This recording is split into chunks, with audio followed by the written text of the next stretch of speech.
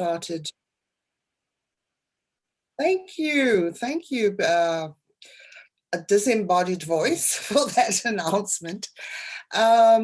Yeah, this is the first in our seminar series. We have 2 seminar streams. One is for students, and that's not open, not recorded, and one is for established academics, including, of course, emerging researchers, in other words, people who've completed their postgraduate studies. So yeah, let me just start. I'm a bit all over the place today. Yeah, so today's seminar is based on a collaboratively written chapter by myself and 2 research fellows, Dr. Mafofo and Dr. Bhoola. We'll probably take this work further, so we also wanted to share ideas and generate conversation with researchers who might find the topic, which is very under-researched in South Africa, by the way, worth pursuing. I'll put a link on the chat, or Lynn, if you could do that, to the published version of this work. So child-targeted fast food advertising has become a growing concern globally. We're all aware of the harmful effects of sugar-dense, fat-saturated, and nutrient-low corporate fast foods. But the way in which these foods are marketed to children is equally alarming. Critical responses haven't been as pronounced as they should be in South Africa. In high-income countries such as the US, the UK, or France, fast food advertising directed at children has been analyzed extensively. It's also been at the center of policy intervention, legislation, and public advocacy. This has not been the case in South Africa. One reason for this is the focus on malnutrition, issues around stunting and undernutrition. And we might want to have a discussion about that, why, where the research focus is and why it neglects certain areas. So before handing over to the other 2 speakers who will deal mainly with cultural processes and texts, I want to map out the socio-political context and effects of fast food advertising. The seminar was advertised as an interdisciplinary one, and hopefully it will give some people who are exploring the interdisciplinary parameters of food studies a sense of how it goes in different directions, some obviously political, some more in line with analyzing popular culture and cultural texts, some more in line with exploring cultural processes. I'll be dealing more with sort of political, social, and probably policy-related concerns. South African children's fast food consumption rates are high. A recent global study concluded that fast food consumption among children here was more frequent than in high-income countries such as Japan and Belgium. It's worth emphasizing that transnational corporations are increasingly targeting children in developing countries. This is because first world markets have become saturated. It's also because regulations in first world countries have made sales and advertising more difficult. So global companies, including Kentucky Fried Chicken, McDonald's, and the Spur, are intensifying marketing strategies in countries like India, China, Brazil, and South Africa. As we know, North American food corporations are especially powerful. They identify children as lucrative markets because they are highly responsive to new tastes. They also influence the food tastes and purchasing of their parents and communities. Companies are also aware that cultivating food tastes among children will shape their future consumption as adults.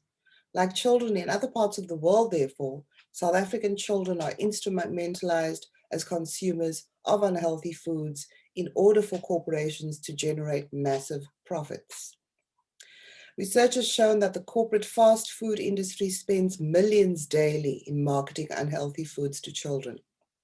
What's also noteworthy, and this is something that Lynn will pick up, Dr. Mafofo will pick up in her presentation, is the growing range and reach of advertising. This now includes traditional media as well as digital and new media. And rather than targeting only high or middle income groups, adverts are increasingly targeting the poor. I think there's an assumption that it's mainly middle income and wealthier children who are targeted, but more and more we see KFC, for example, targeting very poor people and children, especially in rural areas. I've mentioned that globally there have been significant regulations around child-directed fast food advertising. Some of this involves self-regulatory mechanisms and industry performance indicators for advertisers and corporations. Opposition globally has included community and school-led advertising literacy campaigns for children, something that I don't think we see in South Africa. It's also included individual or class action litigation and local and national regulations. In 2010, member states of the World Health Organization endorsed recommendations to restrict unhealthy food marketing to children through actions including national legislation. South Africa, who's a member of WHO, has still not enacted legislation on this issue.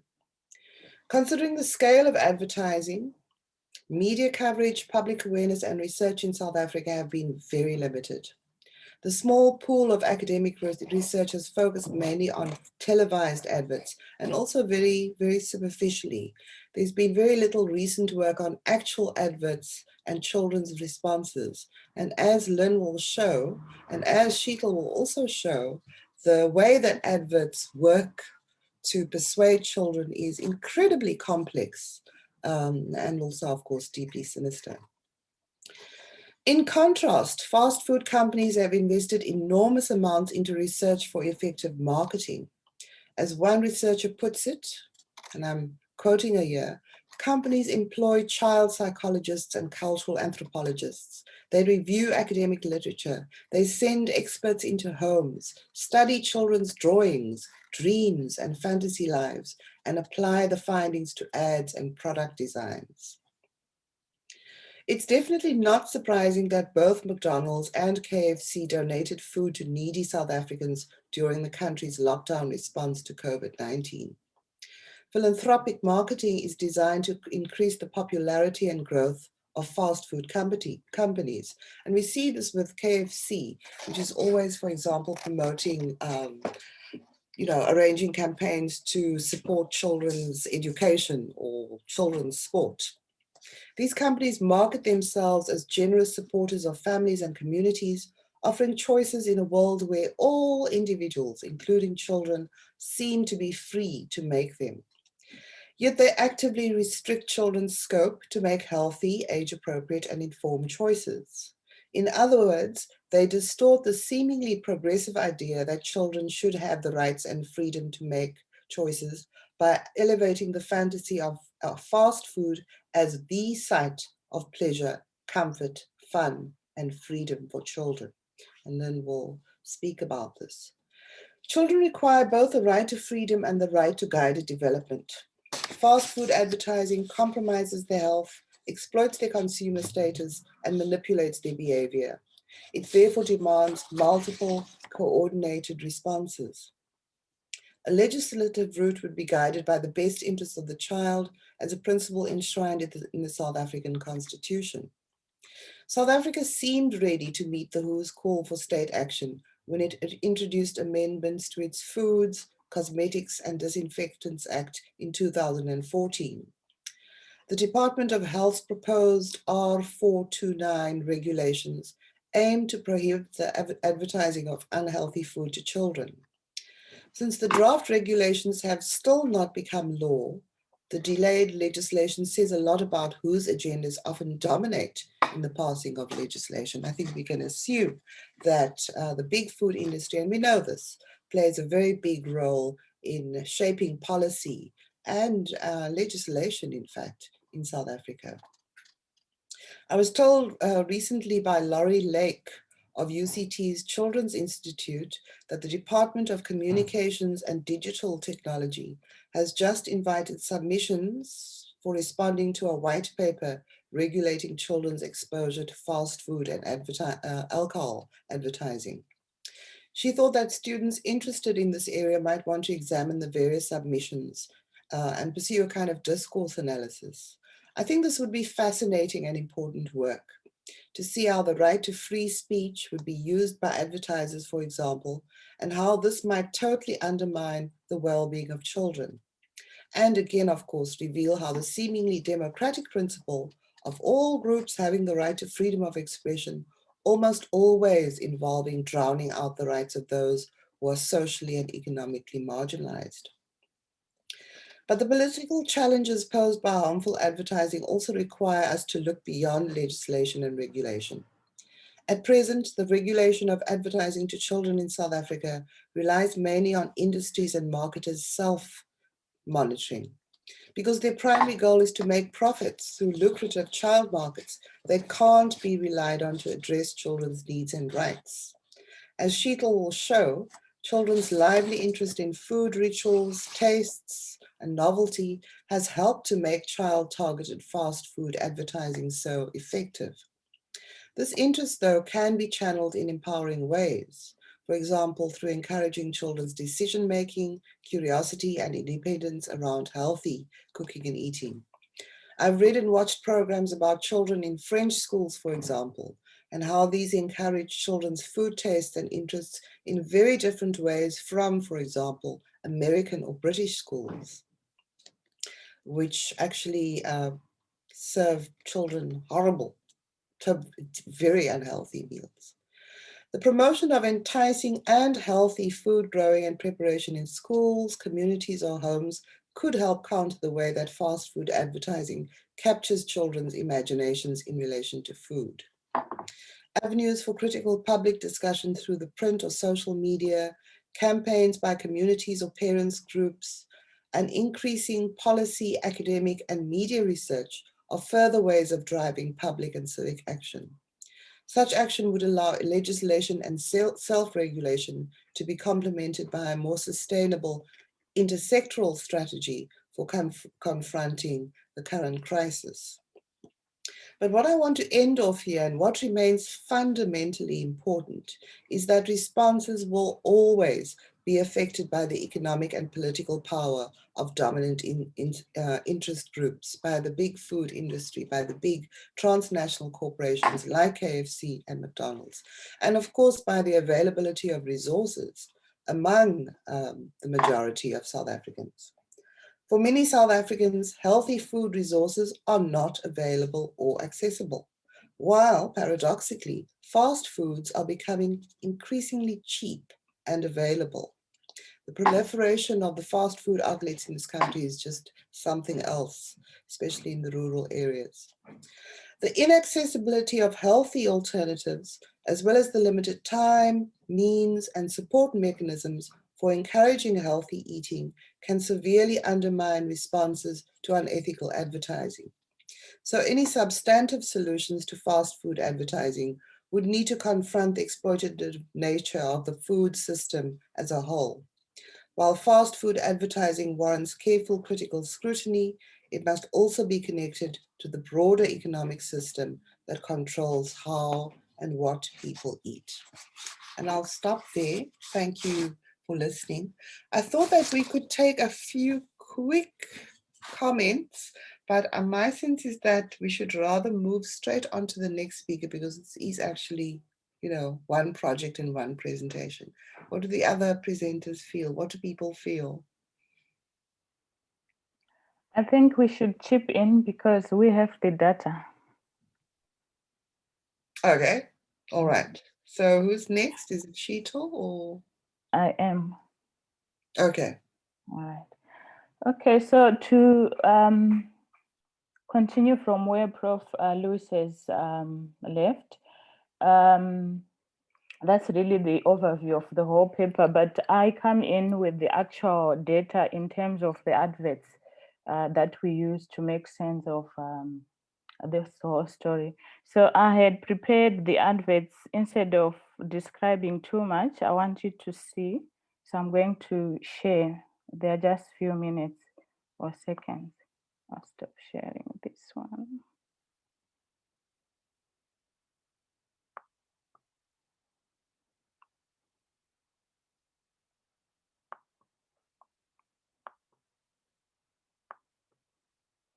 Okay, so I will play all the three adverts, then make the commentary afterwards.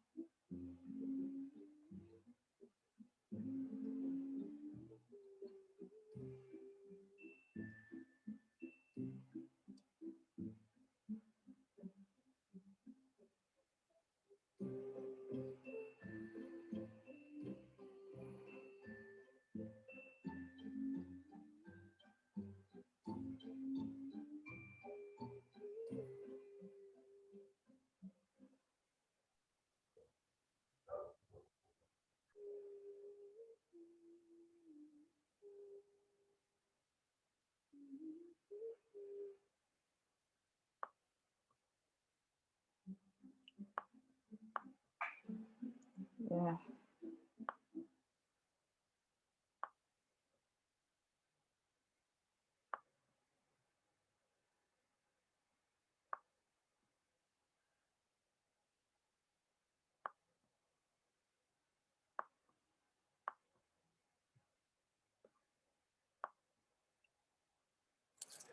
Ngiyabonga gogo. Baba ngicela ucupha ku-TV. Akulungile mfana, ufuna ukhokha kodwa kuyashisa. Kwi-TV namhlanje mfana.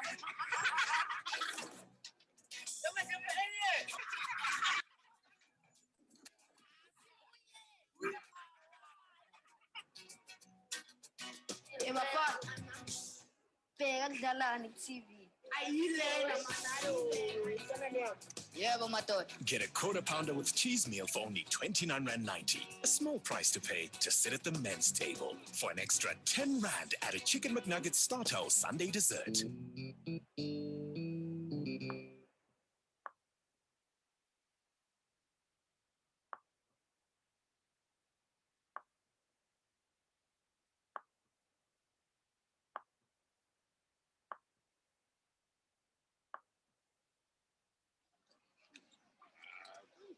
Wemshanam, usala mfana, what? Now, uzofile. Ozimali umasule mntana. Kamntana, bonike wonke usukulile mfana mbene inkomo eziningi.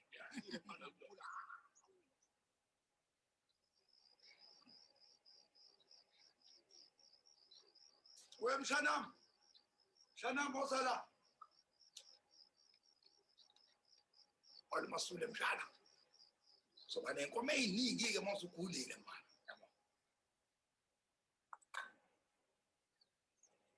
Wemshanam. Wemshana. Ibule ngale kunamama.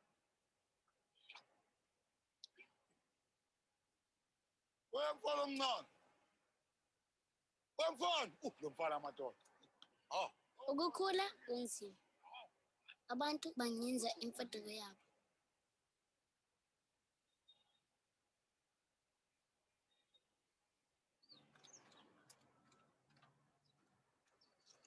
Oh, shut up. Yini iphethe mje? Uphethele mina lo.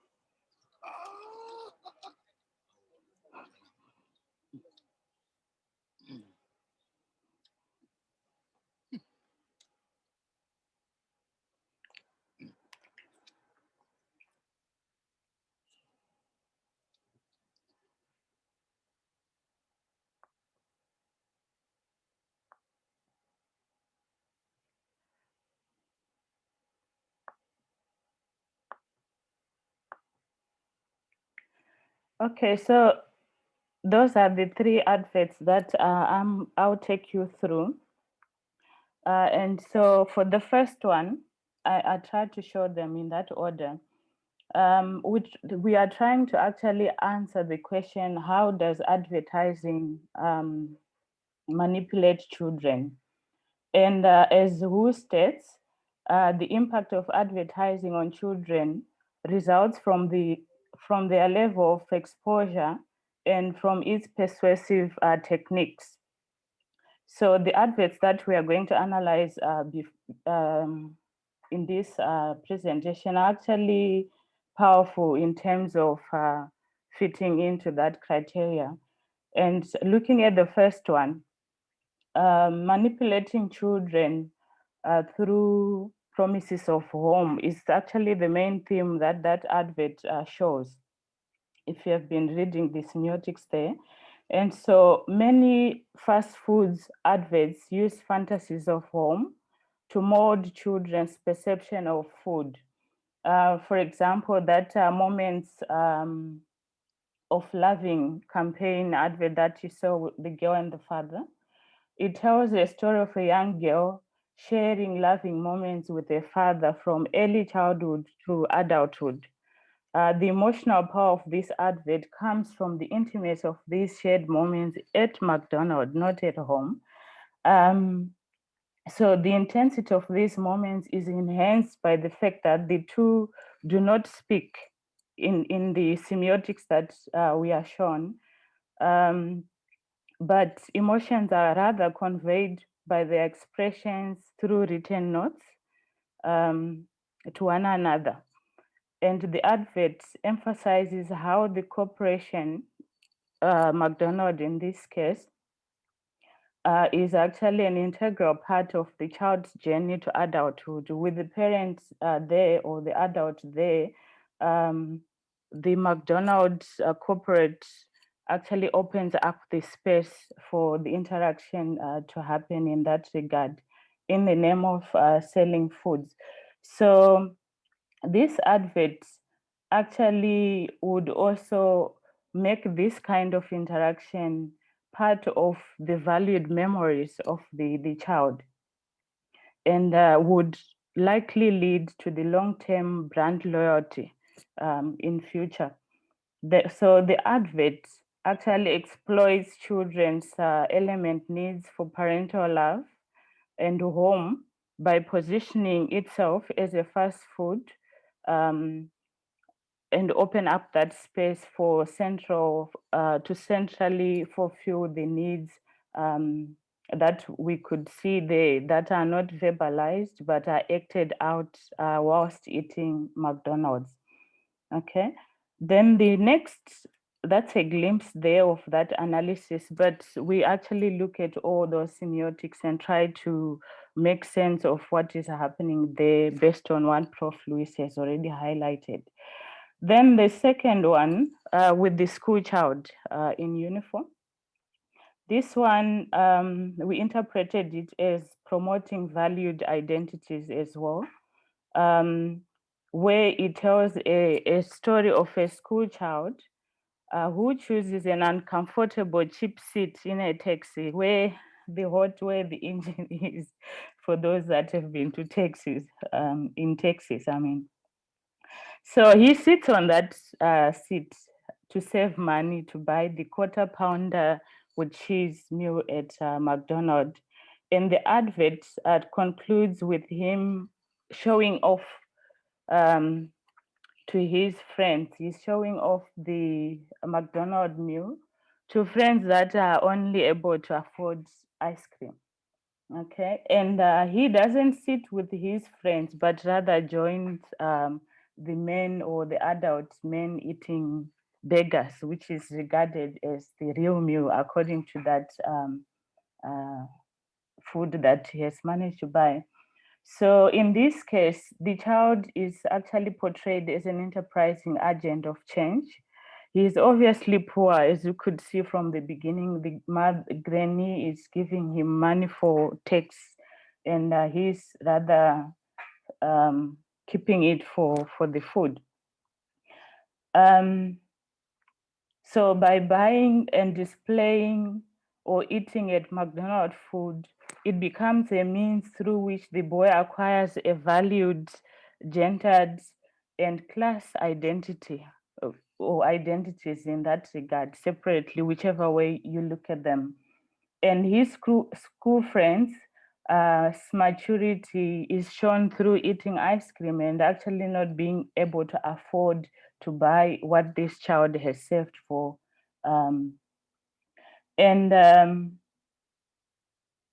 Considering that in this advert, this is actually food that is being sold, it is actually surprising that there's no reference at all on how the child appreciates the food, how that food tastes, and so forth. It's really a play on those identities that we are shown here.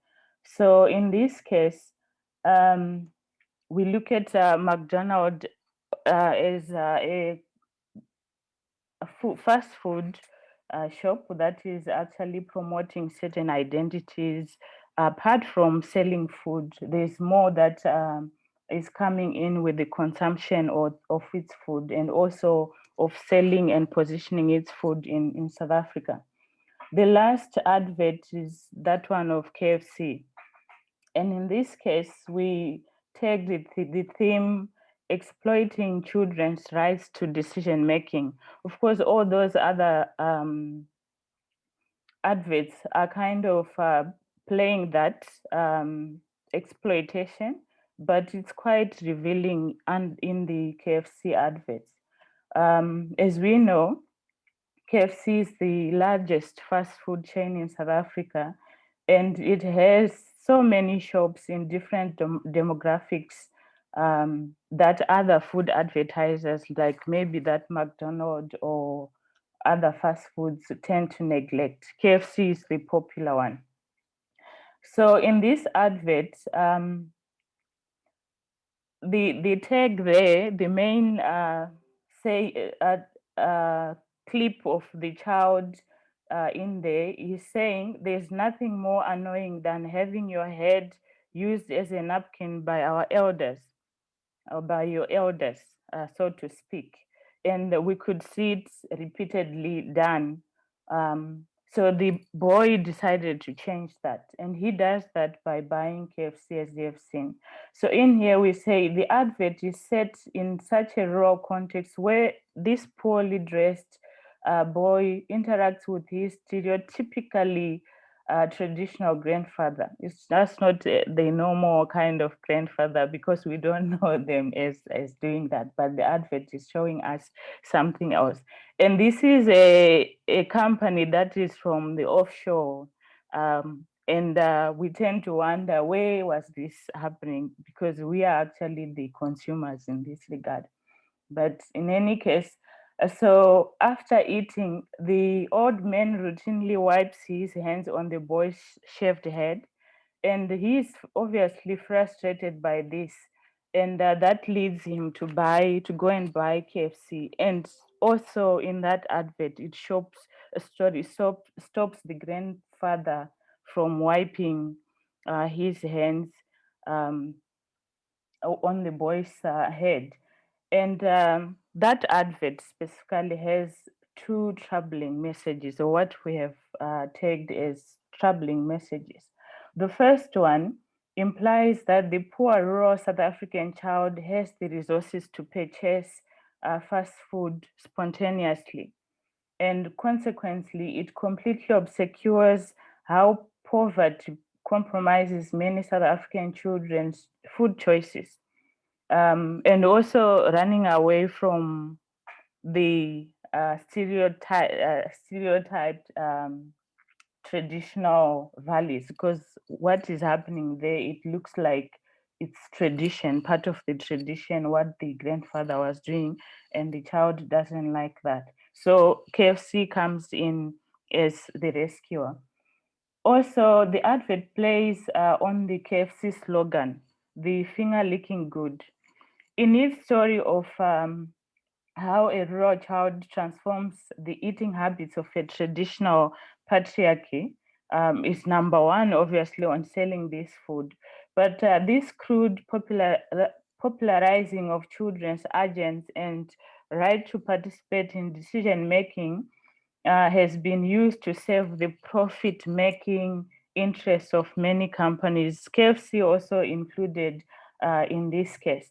And obviously, when we look at the advert, all those other semiotics of the grandfather, the traditional ways of doing things, if we put that in quotation marks, because I'm not sure if people really do that, is shunned, and the consumer is mobilized to dine at KFC and have better choices, or so-called better choices at KFC. So I would like to end there, but my colleague, Dr. Bhoola, would continue.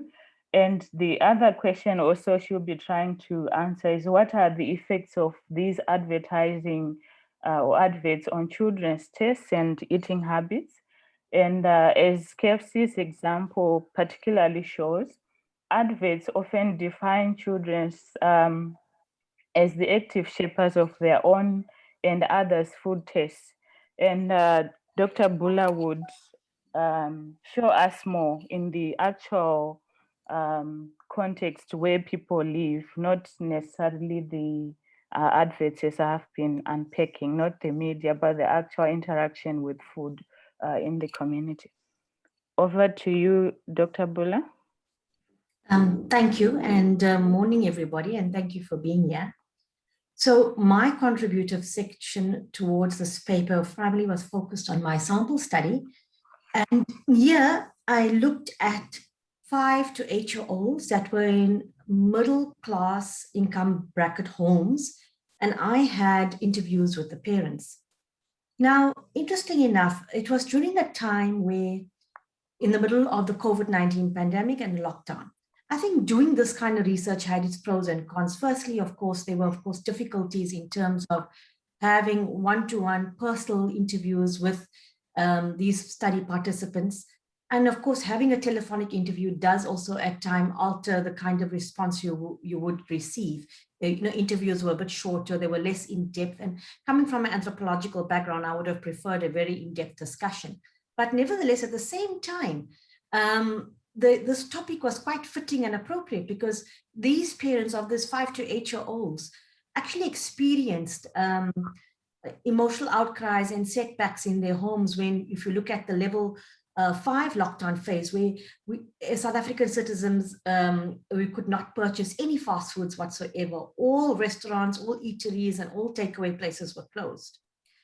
So interesting enough, we were looking now at, of course, let me go back to my research, looking back predominantly at the Indian community. The first thing that came to the fore was the fact that foodways have changed within the South African Indian community by large. And there's been a large influence of global national fast foods. And you see classic examples of this, for example, where children, of course, they're continually negotiating. Once they have a little bit of agency about their food preferences, they will indulge in foods that are prepared for them by their parents, and the parents, of course, acting like the gatekeepers, trying to keep the focus going in terms of a healthy, balanced meal, keeping up nutrition. And then there's always an element of fast food being contributed towards those meals. And this blended foodways has become part of Durban community life. And this is evident, if Lynn, if you can please assist and just showcase the picture for me on your screen. Just to give you an indication, this is what local takeaways seem to have on sale. It seems to become popular dishes of Durban. And this is, of course, one example of the many variety of dishes available under my classification of blended local cuisines. And here you see a roti wrap, which is going there now. There we go. Here you see a roti wrap, but there's French fries and there's cheese and it's infused with the curry. And there's various variations of this kind of foods that are available widely and at all hours in Durban at most takeaways and eateries. So here you see family foodways being completely displaced. Parents and children are often negotiating in terms of what's going to go on the table. There's discussions about the way fast food has become such a norm. It's become such a part of the life, especially within the middle income classes where children have access to pocket money when they can actually choose what to buy and what not to buy. So, and we see the impact of fast foods has on local foods now as well. And discussions in these homes also have varied between children and parents. Now, if I look back to one particular interview that highlights the fact that only on certain occasions, children were then allowed to voice their opinion and indicate their preferences for what they'd like to eat on the table for the celebration, for their birthdays or family celebrations. And more than often, those children chose fast foods. If it wasn't a burger or a pizza that had to be on the table, it was hot chips or generally any other fried chicken nugget or something that is a dish that is primarily advertised and sold by your transnational food corporations. So home-cooked meals too are also inclusive of some fast food dishes. And you see this blend as well with the traditional dishes and the home-cooked meals as well. And then you've got your fast food blends. So children are definitely being influenced by advertising. And I want to cite here the degree to which parents perceive fast food consumption as a social normative are associated with children's greater fast food consumption. Okay. And then it doesn't end there. The continual exposure on all social media platforms, ranging from television to the brand logos to the animated characters in advertisements, and all the fast food marketing strategies that are used. Even the interacting games that are available online have fast food pop-ups in the middle of these games, which of course are normalizing fast food consumption culture. I must also highlight here as well that these adverts are obviously manipulated in such a way. So there's different kind of emotions and psychological dimensions that emerge in the child once they're consumed by the advert. And one is, of course, the feeling of nostalgia, the social milieu. And I'll give you classic examples. If you look at the McDonald's advertisements and the whole way it's showcased and the happy feeling it's so sold together, and you see a happy family together, and this ideal way of eating together, this new kind of meal is mimicking a whole new way of family life. And so the association with consuming fast foods, with a happy family life, a milieu, a feeling is sold. And then children also experience the same high based on the fact that they see this engagement when the meals are sold with Disney characters that are out of trend. And those Disney characters are often complemented at the same time as Walt Disney animated movies are released. So they're actually being sold a complete experience. And the child between 5 to 8 years old is sitting there, imbibing this consuming this entire advert. And of course, adopting all the notions and preconceiving an experience associated with eating the fast foods. In addition, I think another capitalizing indicator is that a lot of the condiments and the side dishes of the fast foods as well is sugar loaded.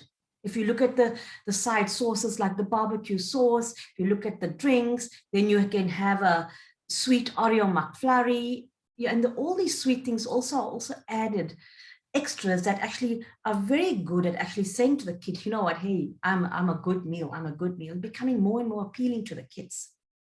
So because of this enticing effects, I would say that children feel that they're almost part of course, this whole consumption experience, whether it's Disney movies, high association of feelings, happiness that is all showcased with television.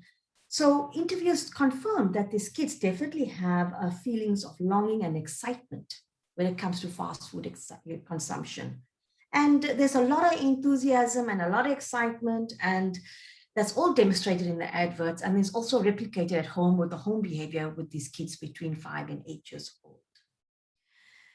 And the other concerning factor is that a lot of the advertisements as well, when you see that they're using children on the advertisements, children then again are given the choice at these fast food restaurants to actually go ahead and choose their meal. So part of this whole experience as well is saying to say, you know, I have a choice. I can either have a nugget or I can either have a burger.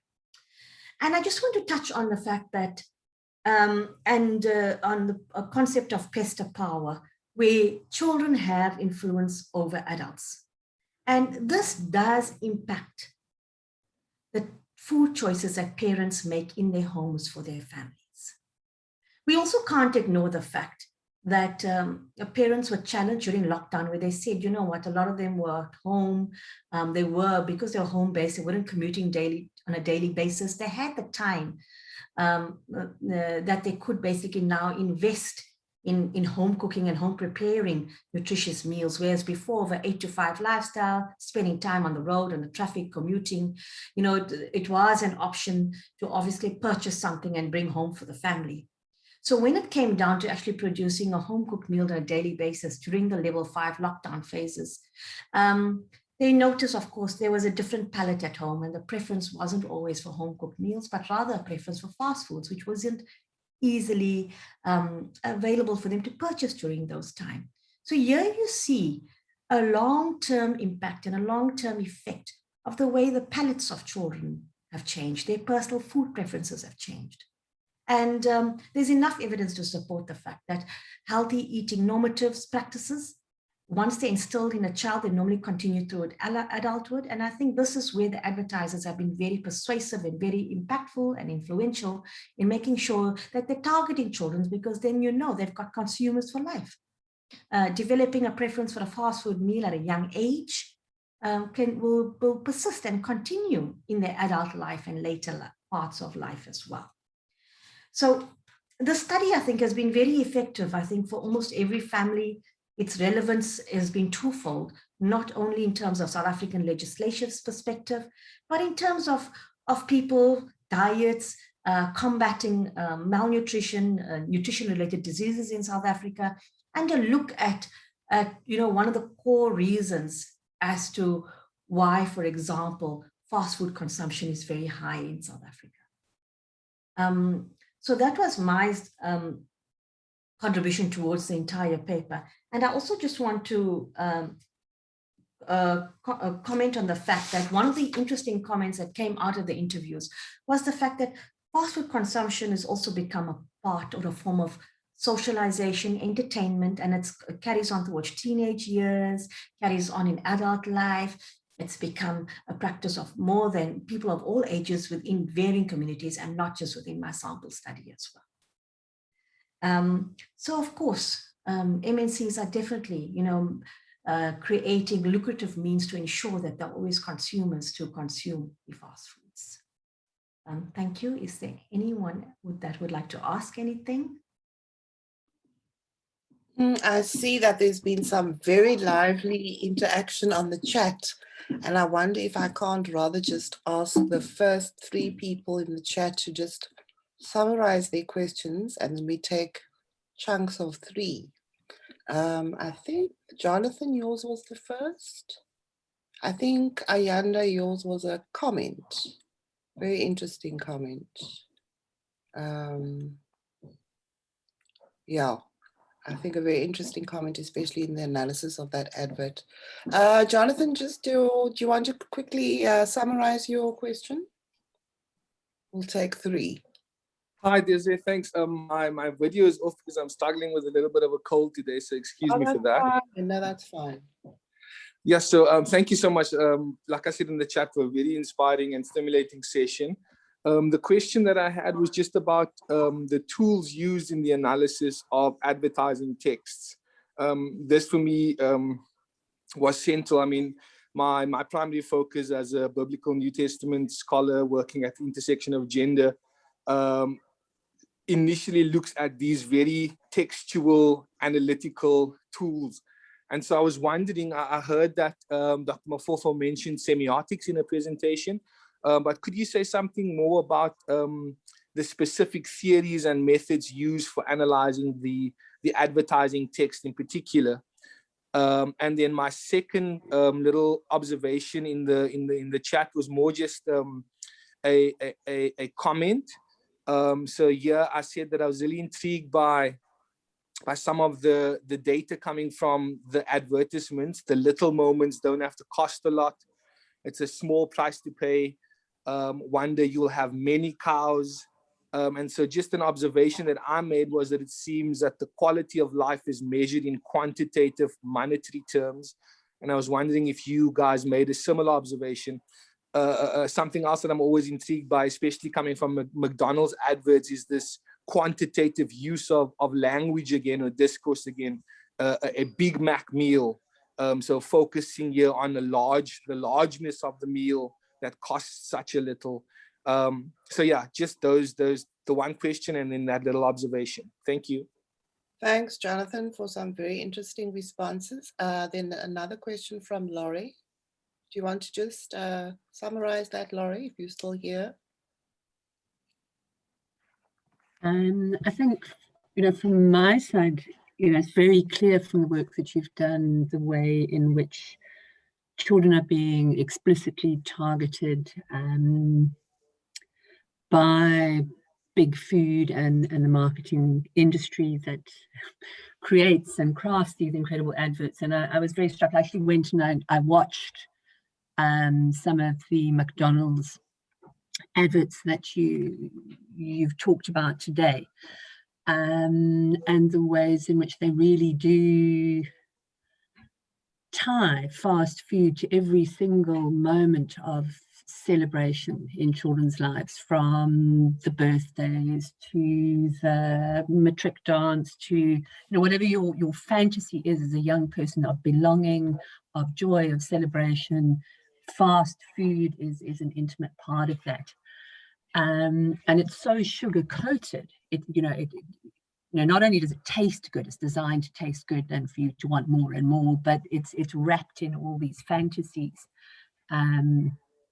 So how do we begin to make explicit or the risks involved to children's health, the huge industry that is profiting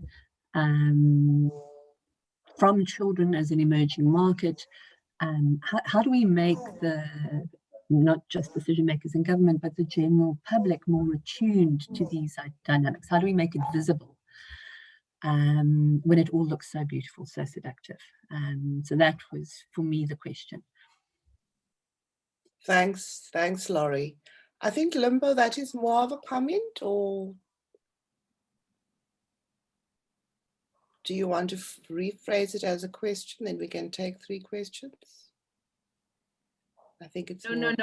Yeah, it's more of a comment and just a note around how traditional foods are then assimilated to these Western foods that are sold in these fast food chains. So it's almost as if the traditional way of making foods and making those foods that are accessible, that are made in the household, kind of structured to accommodate the Western cultures of food and how it's dominating and infiltrating our own communities. So yeah, just a comment on that.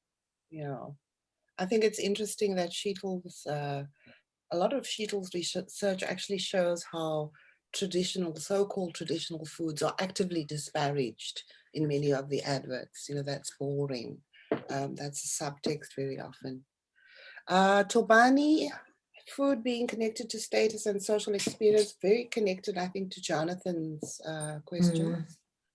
Tobani, do you want to say anything more? Yeah, maybe I could try, but it's just an observation that the presentation gives for me that experience of how, even as early as childhood, food and food advertisement is already connected to a particular type of status that one gains with the access to such food. For example, if you look at the young boy who has to sit in a TV of a taxi so that he can be able to afford a quarter pounder, and how that then allows him the ability to be able to buy a quarter pounder, allows him access or allows him the status of sitting in the big table, right? As I think that's what the text was saying. And for example, how in the KFC adverts, the idea of KFC and how the child is told that one day she will have a lot of cows, which means that maybe he'll be wealthy, right? For me, it is that interesting thing that this presentation gives, that as early as childhood, particular foods are attached to particular statuses and gives a particular social experience access to it. I think this also ties with, I think, what Brian was trying to do with his research around how particular foods indicate a particular status for example, in his research for homosexual men, right? So for me, that is interesting, and I think that the research helps us a lot in that regard. Thank you very much. I think we're going to try to respond, but I'm hoping that other people will also, please feel free to respond. But just to take some of the threads in the different questions, the approach to the adverts as a really very complex text. In many ways, this is the part that we would like to deepen and extend, because advertisements are extremely complex cultural texts in the way that they respond to and feed off ideas in the broader society. in many ways, we see in the adverts, the messages in the adverts, a kind of amplification of the norms of a neoliberal capitalist world where quality of life is reduced to quantitative criteria, how big things are, how much things cost. And that's the subtext behind many of these adverts. And it's a very disturbing neoliberal messaging that's going on for young people, that what matters most is bigness. It's not something more kind of subtle or obscure or, you know, deeper. It's about quantity. And that's really related to the whole question of the context in which the adverts acquire meaning and operate is related to the theoretical approach, which Lynn obviously needs to talk about more as somebody doing media studies. But our concern was to think about adverts as very complex encodings of discourse, to think about the role of food as ideas about food as a way for acquiring certain identities, a form of symbolic capital. And one of the adverts, as Lynn made clear, makes that very obvious. You know, this young boy acquires a sense of identity that's both gendered and classed. And I think for children, this is hugely important. Just to quickly touch on Laurie's question, I think it's so complicated. I think most people would agree that responses would have to be intersectoral, but the fact that responses always take us back to the broader system, the broader capitalist system in which the dominant big food reigns supreme, means that there are really huge structural changes that we need to think about alongside the interventions. But I think other people might also want to comment on that. So let me hand over to the other two, or of course to any other speakers. It would really be good to hear from other people as well. Sheetal, do you want to comment, or Lynn? Yes, I want to comment on the on Jodama's question on theories that are used to analyze this data. So without actually clearly stating that in the book chapter that we contributed to, because of the nature of whatever was needed, I actually used discourse analysis, critical discourse analysis approaches, and that is combined with multi-semiotic discourse analysis aspects. So in short, really, we critically read the semiotics that are used to create meanings in adverts, especially in this case, selling food. In other work that I do, for example, that KFC advert, I critically analyze each semiotic or mode that is used in there. An example would be even when the grandfather is saying, you have so many cows, the child, what he's saying actually is very positive. And but the child is looking at it differently because of the action that is happening there. So when we read such semiotics, obviously KFC is trying to create particular meanings to sell itself and shun others' cultural practices or so forth. I also would critically analyze the finger licking good caption there. It actually, in our traditional context, licking fingers is a sign of hunger. So when you eat at KFC, although they say on the other hand, when we are analyzing it, looking at the positive side of what KFC is saying, it's saying you will never get enough of this food. You come and get more. But on the other side, the grandfather is actually encouraging the child that he will have his blessing. That's a blessing happening there, though in a distorted way. You would have so many cows. So when you have so many cows like that, you will not be hungry. And you also critically analyze the food is actually eating is not poor food. there's meat in that plate and pap and all that. So compare that, the unadvertised version of it with KFC.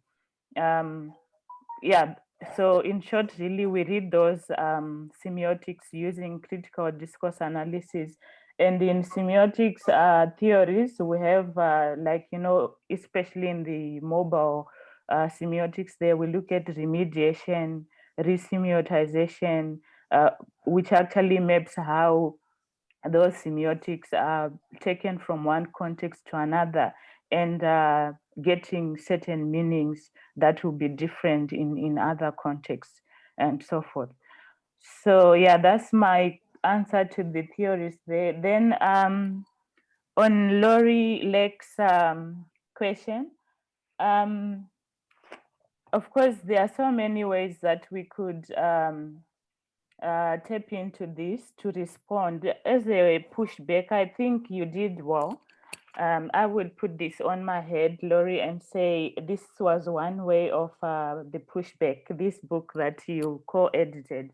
And I remember during its launch, even the big people from the government were participating, and so they got the message. So I would say this is one very good example of pushing back. We need to be critical readers of media text in general, so that at the end, I don't think if we read critically, after being shown such adverts like the KFC or the one that the child is saving money for, to sit on a TV, sit in a taxi, we will buy the food.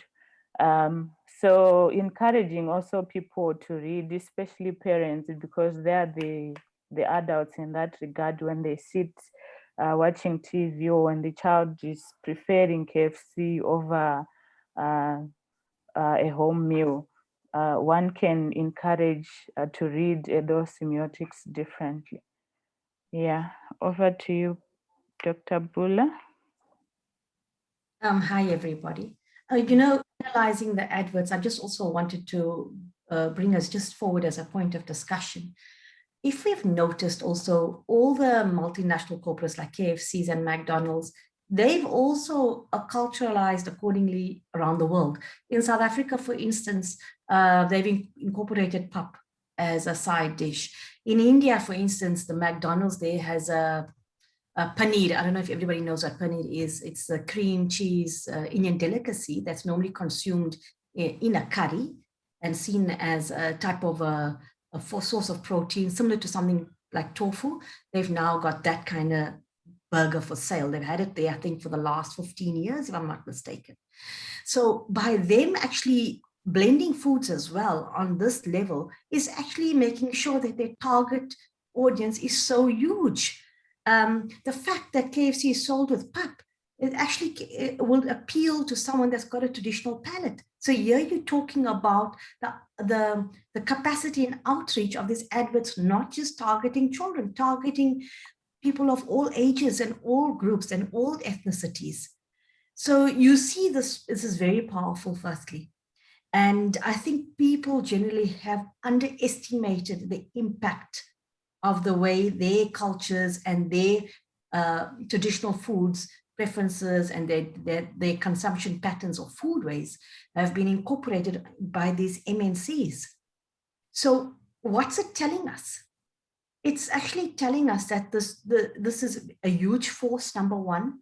I think, to be honest with you, the only changes that can be made within the South African context in terms of minimizing fast food consumption is, of course, where we just look at children and children's rights and humans' rights and parenting and ensuring there are no concerns of malnutrition, nutrition. I think those are the angles that we're going to have to address this with, because I think we are years down the line into globalized foodways now.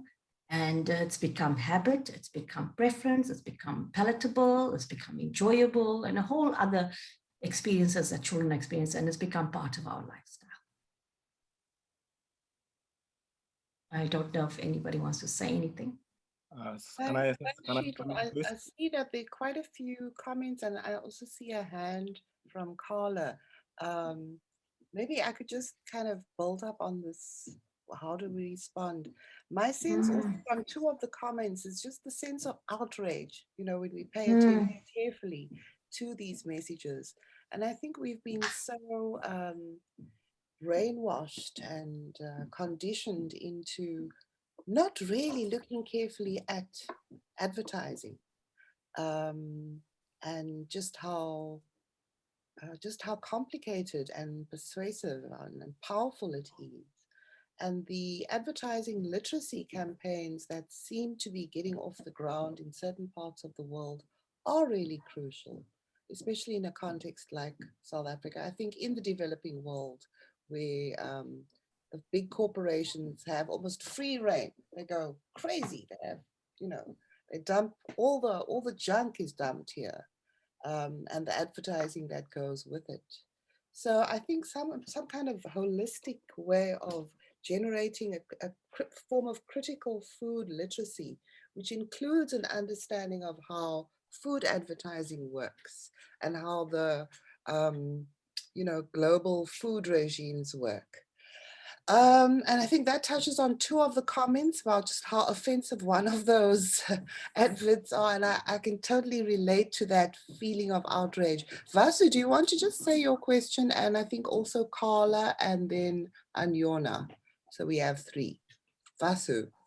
Yes, thanks, Desiree. Yeah, no, this is a great presentation and so topical. No, I mean, the summative observations, I mean, there's such wonderful layers of meaning and interpretation that all of you are providing to this issue. I mean, there's really no end in sight semiotically, if one can take that forward. But I was just wondering, there is often, and I'm being provocative, I know, but I think, that's the nature of us thinking about these things. Yes, clearly, I mean, one of the metatexts of the messaging in this presentation is, of course, the political economy of capital globally, particularly around fast foods, and how that is caught up in the project of advertising, and how advertising is not, simply innocent. It's actually quite deliberate, intentional, in, generating revenues and profits, etc. And that, in the way we kind of engage it, the question of critique is so important, and I think that is surfacing.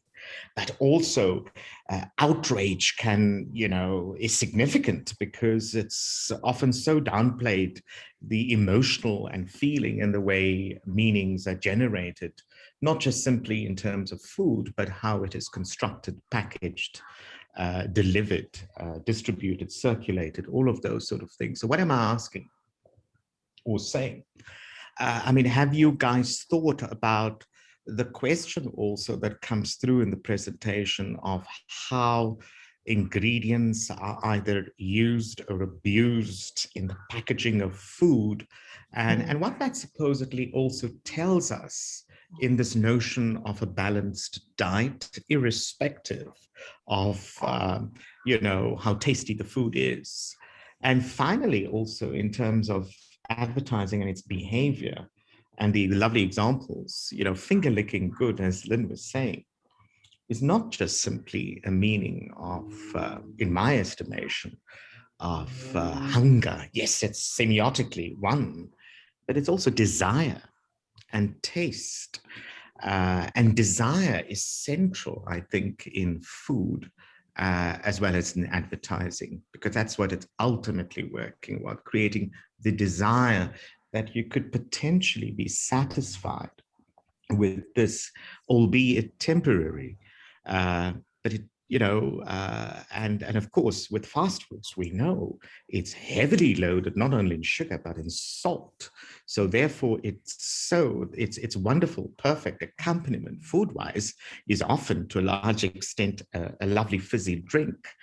Whether you're sitting in KFC or McDonald's, they always go packaged together. So I was just wondering, this issue of desire, how that kind of would influence the interpretation or some of the ideas that you guys are generating in this paper.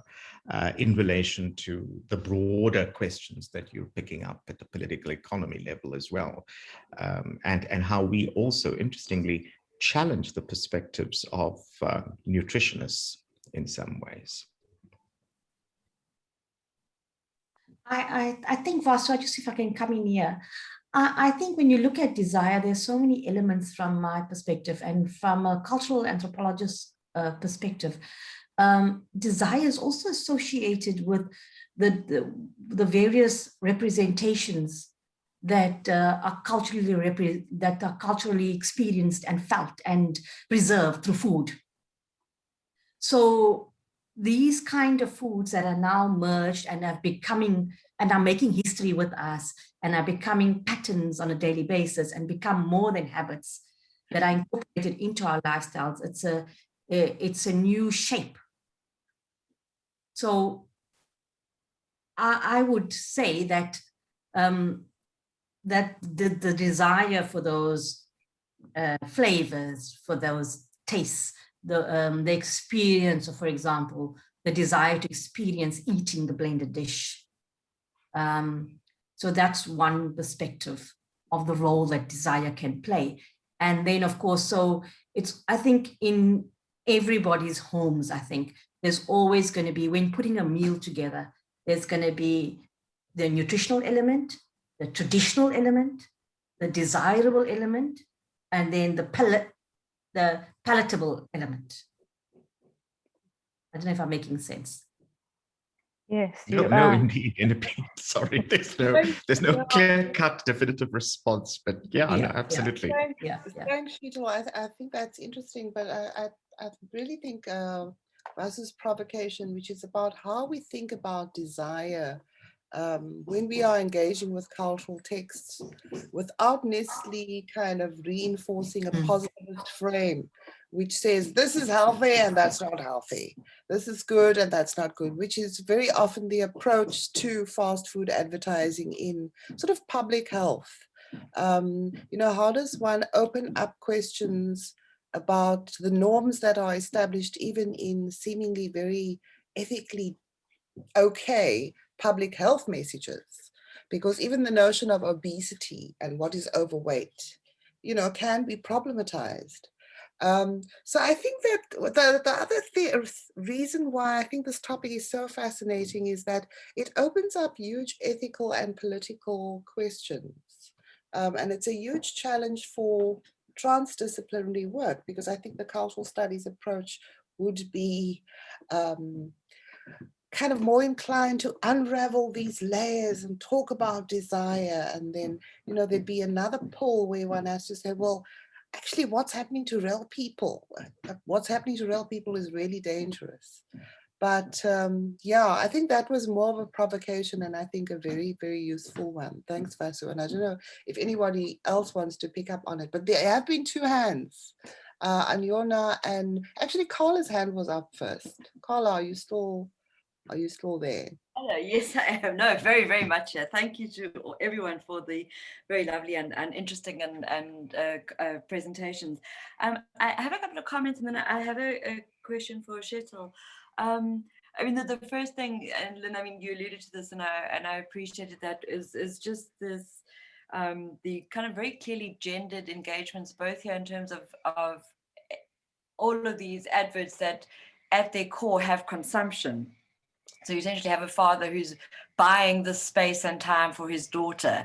Then you have, the young boy who's buying for himself so he can be seen with the men. So there's this very reinforcing of food being bought for the individual, less so maybe with the first ad, but with the other two, of the food being central to an individual's being in the world rather than a collective or a communal or a family-fed space. And I thought that was kind of interesting also, that it's in all these adverts, it's men who are buying, regardless of their age, even young men. And there's something about kind of controlling finances, and alongside that, the complete removal of gendered nature of food preparation. and even in McDonald's and in the slaughterhouses where this food comes from, the production that goes into that burger is completely hidden in this space of these emotional relations and connections. So that removal of both the food production and what the food actually is, and also the disposable nature. There's something immensely ironic about an advert that is talking about a father being there for his daughter throughout her life, and the place you do that is somewhere where everything is disposable. The workers, the food containers, like every single component part of fast food is fundamentally about disposability aligned to addiction. And Vasu, you raised this point, the sugar, the salts, the oils, these are all highly, highly addictive foods. And, there's been a number of those kind of anti-McDonald's movies that have pointed to this. So those things sprang to mind. Sheetal, my question to you was around, and I don't know if Johnny's Chicken Ranch or the Sunrise Cafes is the particular focus of your work, but I'm basing it on the fact that was the image that you selected. I'm kind of intrigued by, Johnny's is a staple. It was, it's been around, I don't know, it seems like forever, but there's not a million, Johnny's is not a McDonald's. Sunrise Cafe is, as far as I understand, there's 2 or 3 maybe. And I was just interested in how you position kind of smaller, because pretty much every neighborhood has somewhere that will sell you a burger and chips or something and chips. And some of that is about convenience and fast food and cost, but there's also something about, keeping a family business or a smaller business going in the face of an increasing encroachment from, multinational corporations. So I was just interested in how you saw the relationship between a place like Sunrise Cafe and McDonald's, because they, McDonald's budget to target its advertising at children or families is substantively different from somewhere like Johnny's, or the Chippen or Sunrise Cafe. So I was just interested in how you see the relationship between the multinationals and their targeting of children and smaller spaces that may still, try and appeal to kids, but not be in the same kind of league. Thanks. From the research that I've gotten, look, it's still in progress.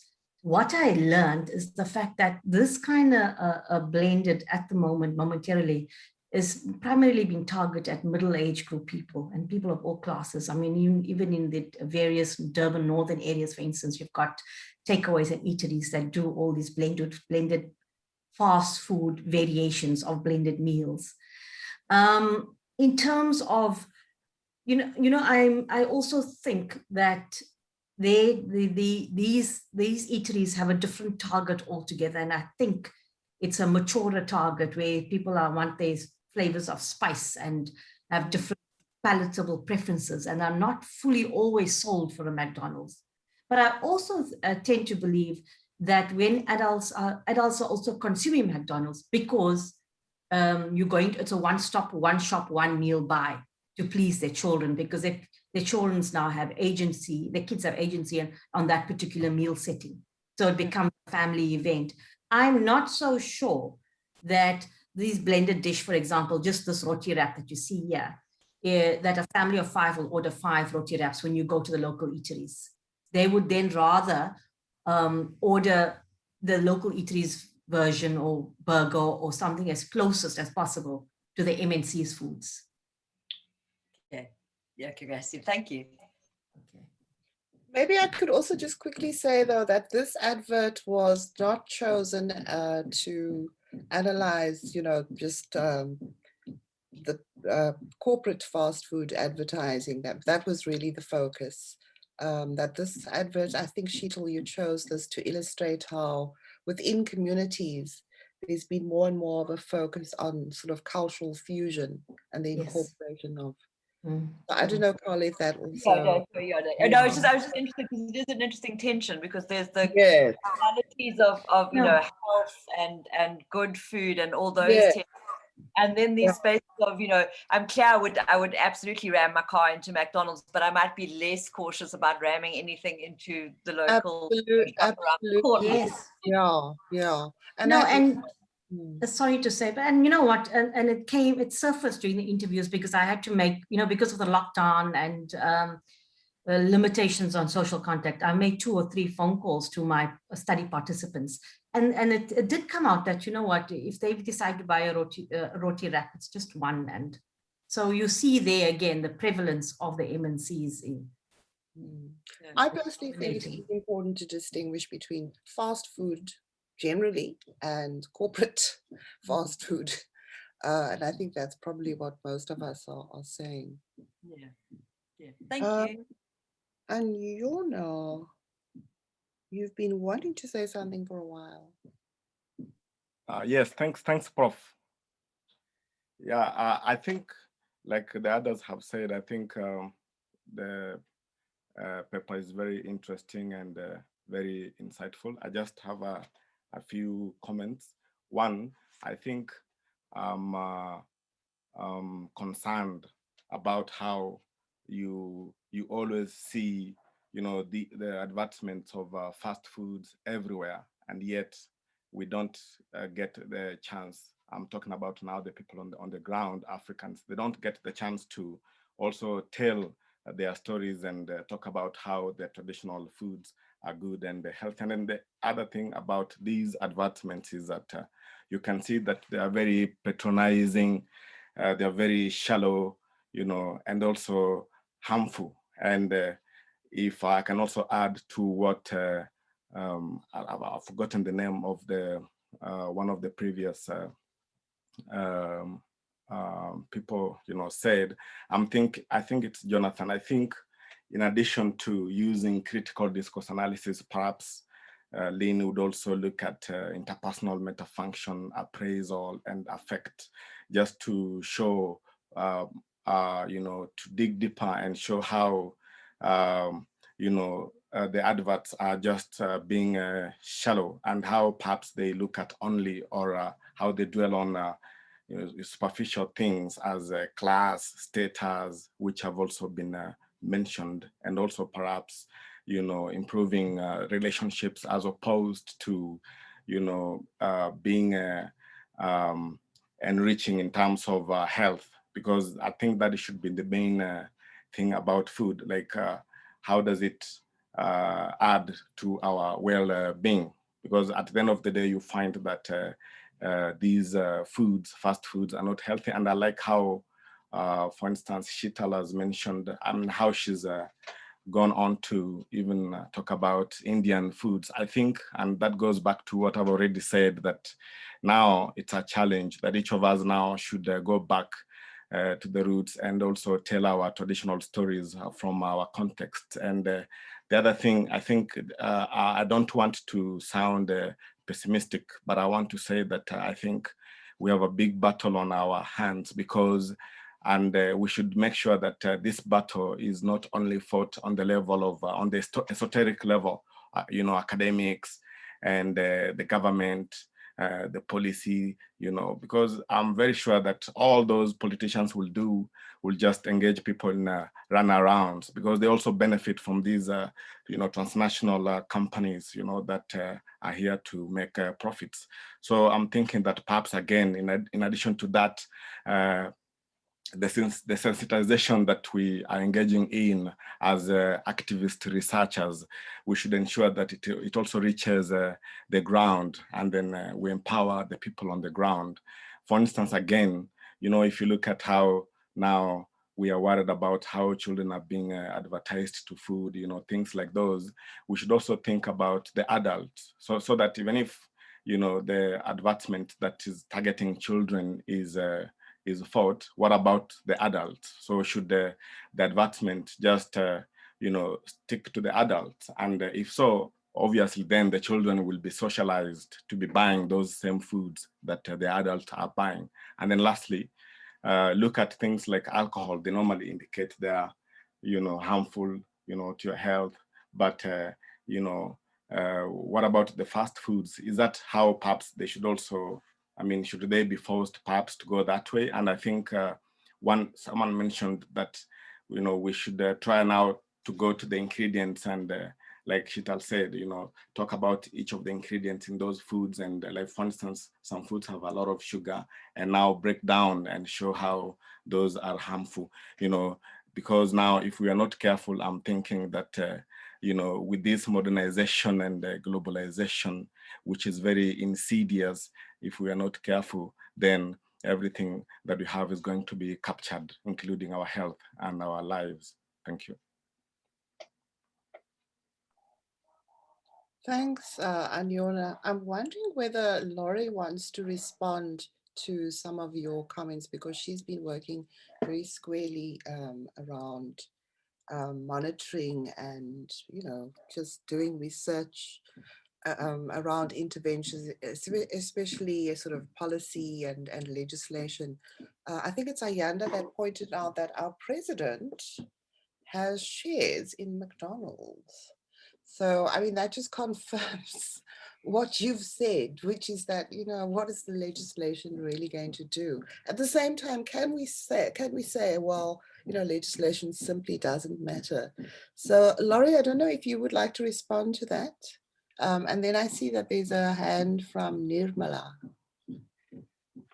So I think it's absolutely vital that government does step in to regulate big food and to protect children from the marketing of a whole range of harmful products, from tobacco and alcohol through to these obesogenic foods we're talking about today.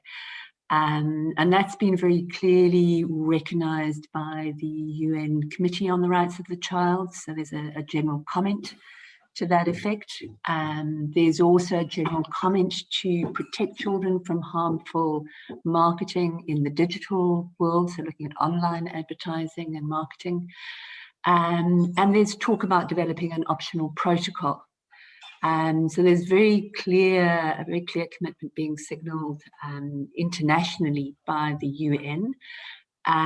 Equally, the Lancet series on a future for the world's children, which was published in 2020, identified the role of business as a critical area that requires intervention moving forward. And that ranges obviously from, the food that we're talking about now to the deadly air case that's currently in the courts up in Mpumalanga. So there is need for regulation. There were a set of regulations that were drafted by the Department of Health, I think back in 2014, R429. Those weren't adopted, partly because there was concerns that perhaps the Minister of Health was overreaching in terms of his mandate, but also because there was incredible pushback and resistance, not just from the food industry, but from the marketing and advertising industry and from the Broadcasting Association itself. So there's huge money pouring into fast food advertising directed at children. At the moment, the Department of Communications and Digital Technologies has tabled a bill looking at audio and audiovisual content services. It does include a clause that is meant to protect children from the marketing of products that are harmful to their health, or food that is harmful to their health. And then the big question there is, how do we regulate industry? And at the moment, the regulation system that we do have is self-regulation, where the Advertising Regulatory Board, which is established by the industry, then regulates itself. And globally, it's been proven that this isn't effective, that industry violates those regulations. So there's a need for us to really be advocating for either co-regulation or state regulation. And then also to make sure that there's a clear monitoring and reporting system in place, as well as some kind of sanctions, meaningful sanctions. And I think that's where it gets really difficult. because you're looking at these vast multinational companies. They're incredibly powerful, very difficult to call to account. And then there's often, in a sense, an enmeshed relationship between government and the industry. So how do we really separate that out and make sure that there isn't any kind of conflict of interest within government that prevents it from protecting the best interests of the public, and in particular, the best interests of children. So I think those are some of the possibilities. Chantal might want to add to that.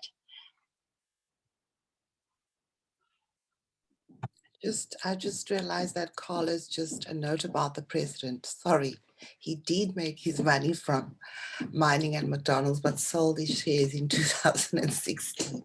So let it not be said that on this platform, we didn't get that straight. No, thanks very much, Carla. Sorry. Still own the holding company. It's just that's the last official thing I found. Oh God, it's actually, yeah, it's such a farce in many ways. But yeah, Chantal, I think Laurie, you said Chantal might want to say something, and then definitely we need to move on to Anyona and Nirmala, and then Brian. Chantal? Thank you very much. I just want to support what Laurie was saying, because we have seen that in the breastfeeding world, when we had the regulations gazetted in 2012, we saw a lot of practices changing, especially with in this case, the breast milk substitutes. The formula industry is self-regulating because they hold tabs on each other. And we also got the nutrition fraternity to take on the responsibility to look for violations. So I think that regulations is the way to go, and we have seen positive outcomes. So South Africa had a breastfeeding rate of only 8% in 2008.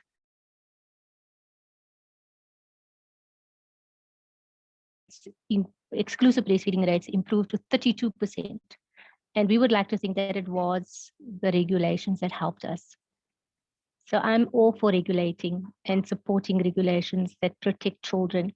And I just want to say, for this, very interesting, but I would also like to say we need to look at the very beginning of marketing of artificial foods to children. And it starts with formula. I don't think that anybody disputes that we are changing dietary practices with the marketing. And that starts already marketing to moms that their breast milk is not good enough. So we need a little bit more attention on how do we get women to believe in their own bodies, and that women, produce milk for their children. And yet women don't believe that their milk is good enough. And that's because of marketing. So thank you very much. Thanks very much for that, Chantal. I think we should invite you to do one of these seminars, actually. I'll definitely follow up with you at a later stage. Nirmala, you had your hand up. And then I think Ayanda also has been talking a lot on the chat. And I think, Ayanda, you are dying to say something. So please, I think after Nirmala, if you could just raise your comment. Thank you very much. I think is it Lynn? It's Desiree. It's Desiree, sorry. Desiree, this is Nirmala from UKZN. I'm not by any stretch of the imagination a critical food studies researcher. I just have an interest, especially from Sheetal's own interest in the field of critical food studies. So having listened to both the presentations and followed the comments in the chat boxes, which I think are extremely critical and interesting, I was just wondering, because the focus of this particular seminar is on the idea of children and of course children's agency, etc. I was wondering if it would be, if the researchers would be interested in portraying these particular advertisements to children themselves. You know, perhaps use a grouping of 5 to about 8, and then maybe 9 to 12, and find out, elicit their responses to the advertisements. And I think it would be interesting to do it across cultural as well as class groups, because I think in that way we would you would be able to get a more accurate idea of how children themselves, what is their relationship with fast foods. So I know you have adult versions of what fast food means to their children, but I think it would be interesting to hear what children themselves feel about fast food advertisements and whether it does have the same kind of effect on all, most children, etc., etc. Thanks, Desiree.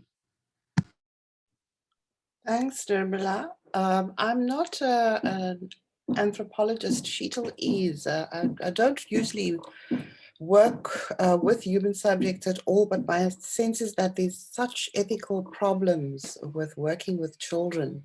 But yeah, others might want to respond to this. Others who are more familiar with this kind of work. Just to briefly respond, thank you very much for those comments, Nimla.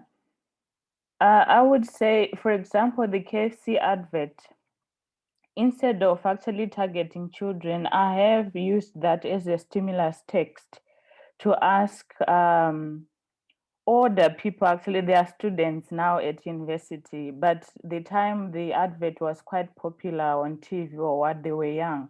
So I targeted those students that or children that saw it when they were watched it when they were young, and what their perceptions are now that they are older.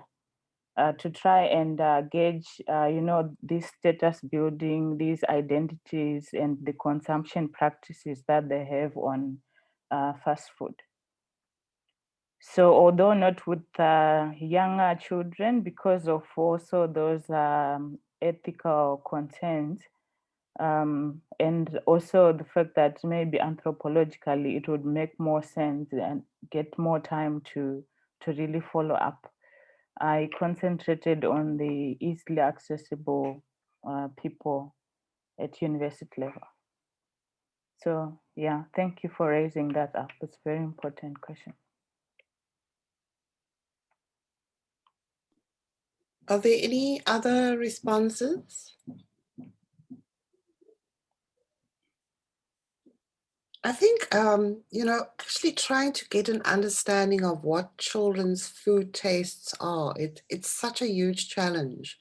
And I can kind of get a sense of how Sheetal was struggling to, and also came up with some fascinating insights into where children are at, because they are part of a generation that inherits a very particular view of the child and the rights of the child and the right to freedom of speech, the rights of children to be human beings and not to be told what to do.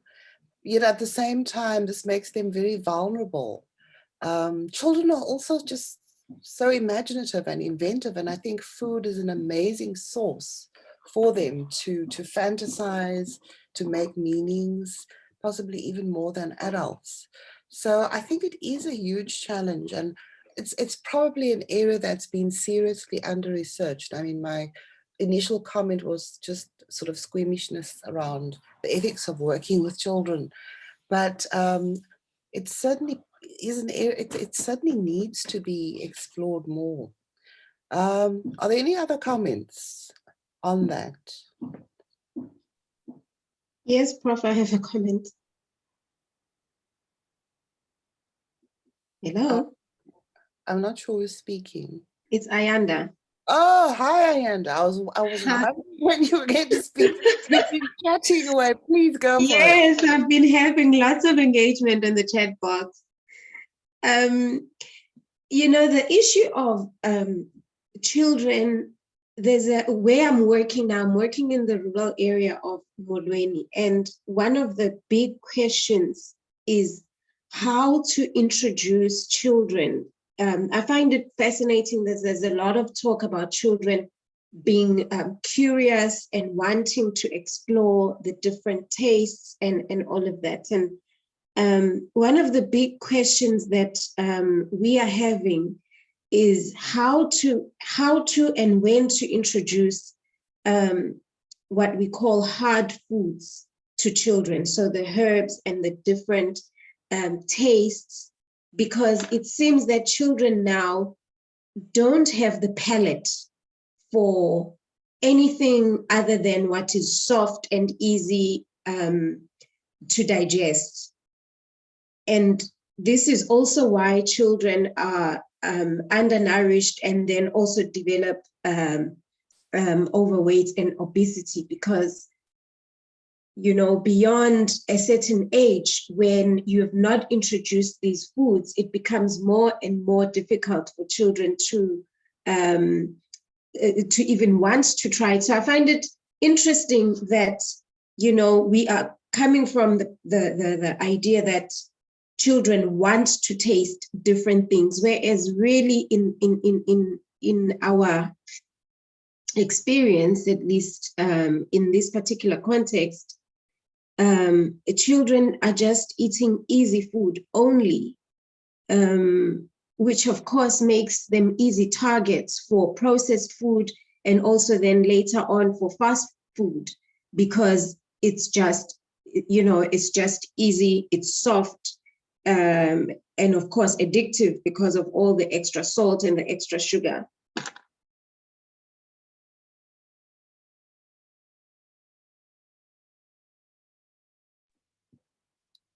Thanks, Ayanda.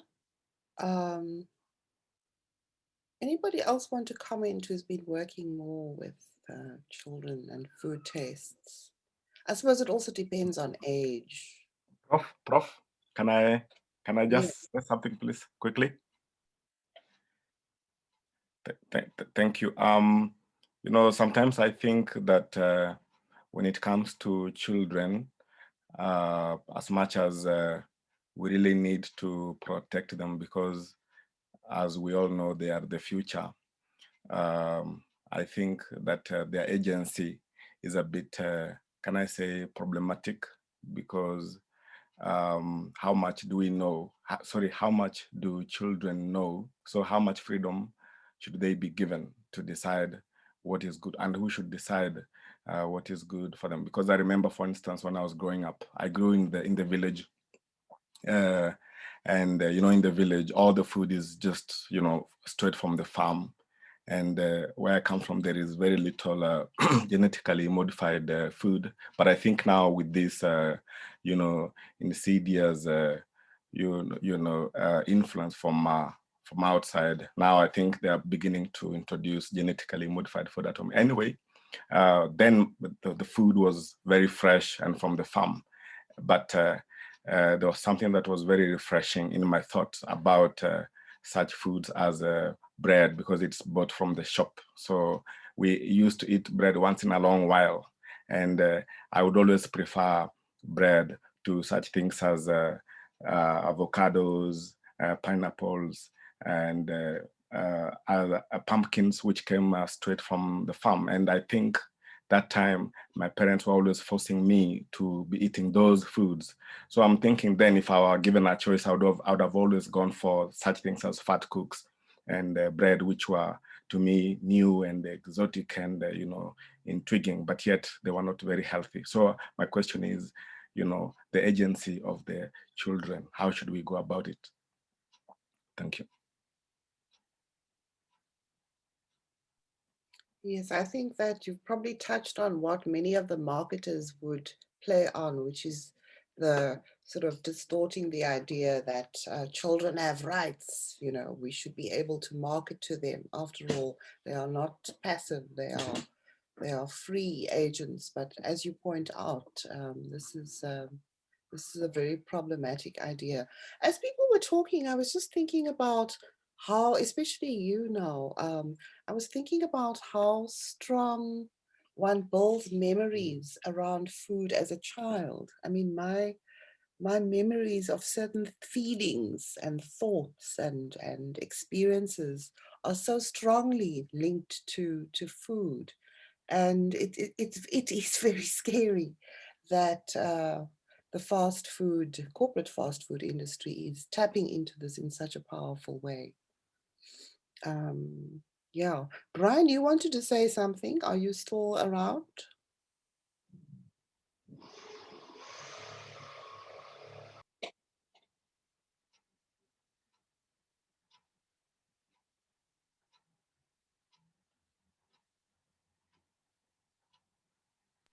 Okay, I don't think Brian is still around.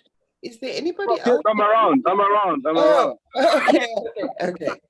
Okay, go for it. I just wanted to ask if regulation is really the answer here. I mean, I understand what we're trying to achieve in terms of regulation, but what is regulation if it's not coupled by some, community awareness campaigns or interventions to ensure that people understand why we need regulations and why the issues are, what the issues are with fast foods. Because I liked, I can't remember who said, who spoke about breastfeeding and stuff. And I think that's one of, the few achievements of regulations. Because, there are other bills and regulations we have in the country which are effective, but on the ground, things are different. And again, these fast food outlets are popping up everywhere. In the townships, we have McDonald's and a lot of KFCs. So with or without, advertisements and other types of marketing, I think people are bound to continue, consuming these foods. For example, with working from home and all of that, people are exhausted, and you find that there's no time to actually spend, even if it's 30 minutes behind the stove. So you'd rather get, fast foods. I'm talking also from experience. I think we've consumed more fast foods than before, ever since we got into lockdown, because with working from home and taking care of the kids, there's just not enough time for you to do, other chores in the house. So I'm just trying to check, do we think regulation alone is the answer here? Do people know why we need regulations and all of that?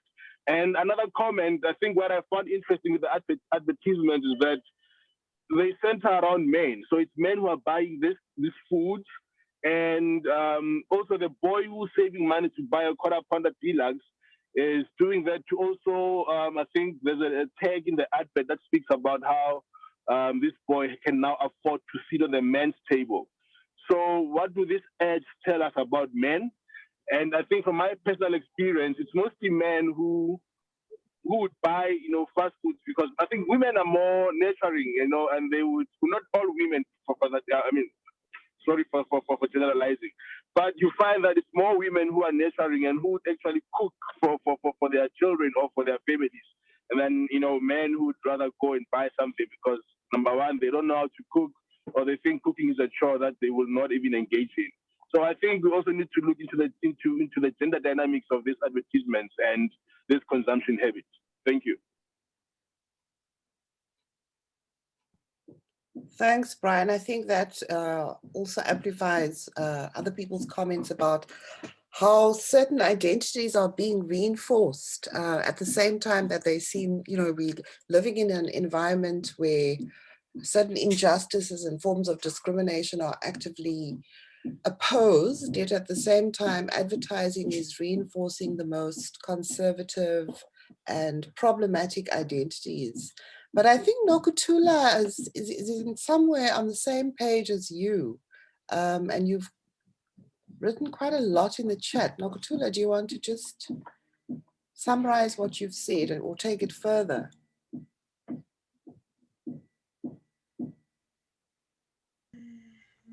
Hi, everyone. Hi.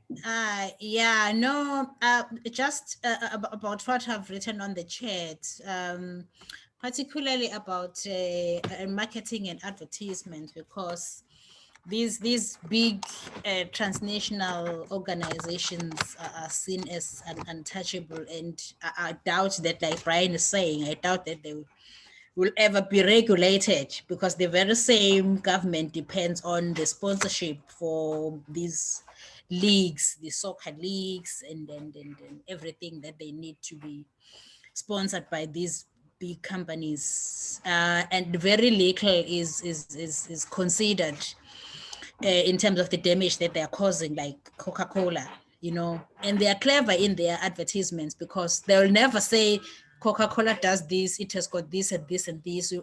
No, they advertise people sitting around the actual food that Coca-Cola doesn't manufacture. And we'll see happy people, we'll see these nice destinations. It's never about the product, because they know that there's nothing to sell in that product. It causes diseases, and they know it. And also what the trend that is that I've seen of late is the what do you call them, the energy drinks. And you'll find an adult buying what do you call this for a child? Oh, they have so many names. The what do you call them? Dragon or something like that. So that is very concerning, because those things are loaded with sugar, and you wonder whether a child will be able to digest that. What happens to the liver of of that particular child who's drinking such a potent drink. So I agree with Brian when he says there's a lot of education and awareness that has to happen in our communities around food, and not only to say these products are not good, but to say what are the alternatives, what kind of healthy food can they consume, the resurrection of backyard gardens. If there's a small spot, you know, my older sister, my sisters have started that in their homes, a little spot. I've seen them, they're planting spinach and carrot, and all the little ones will come and water. So we have to go back to that kind of mentality and behavior to promote a healthy eating and healthy food at an early age.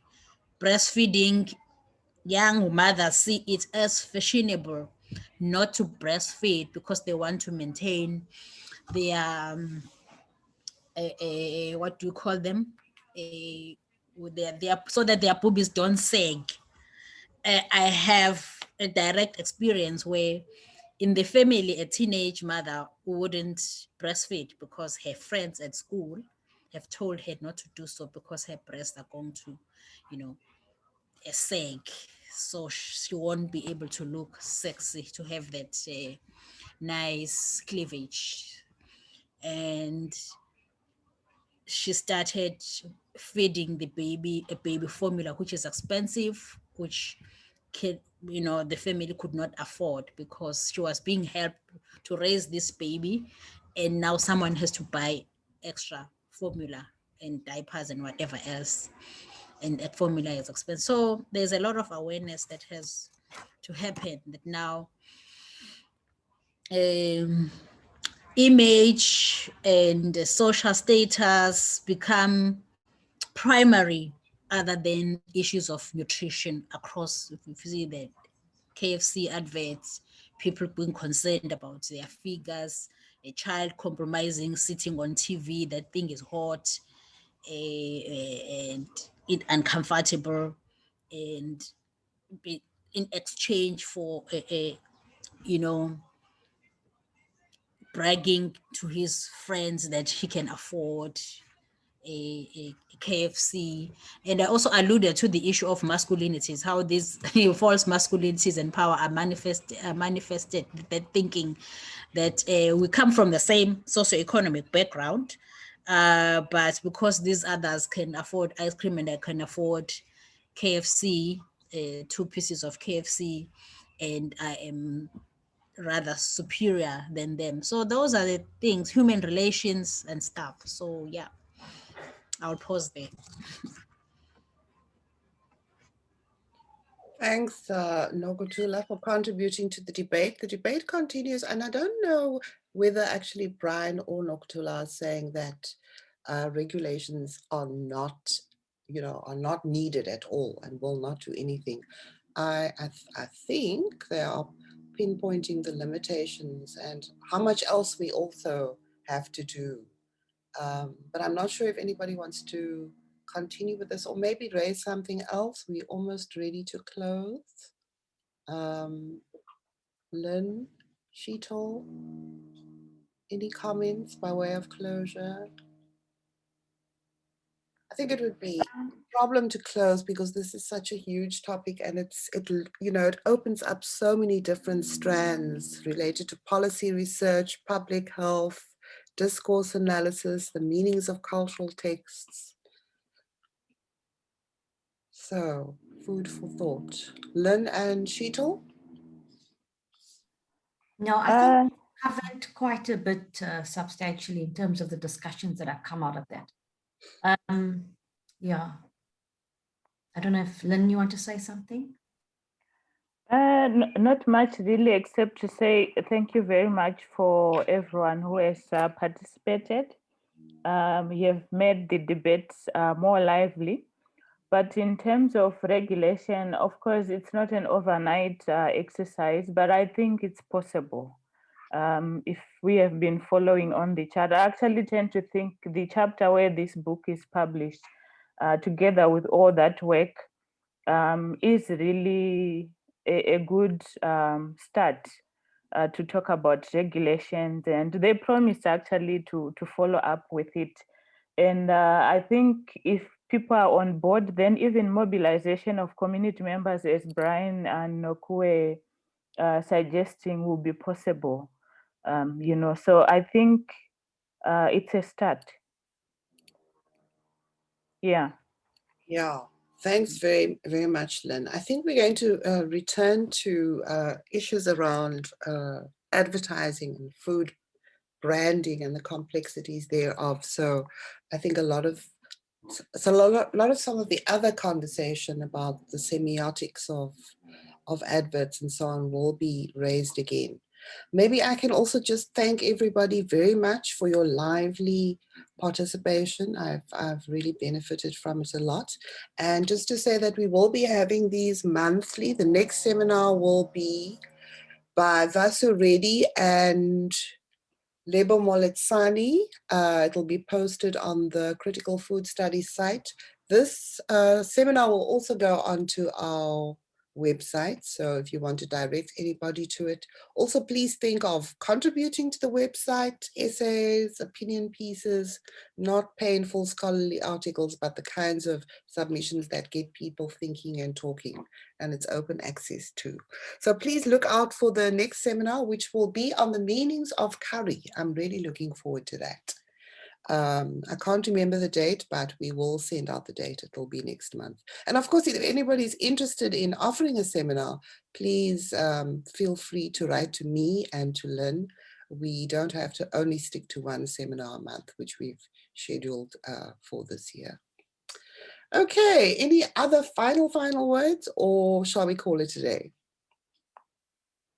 I think we'll call it a day. I don't see any responses. Okay, everybody, enjoy the rest of the day. Thank you once again. Bye. Thank you, everyone. Thank you. Bye, everyone. Thank you. Bye. Bye. Bye.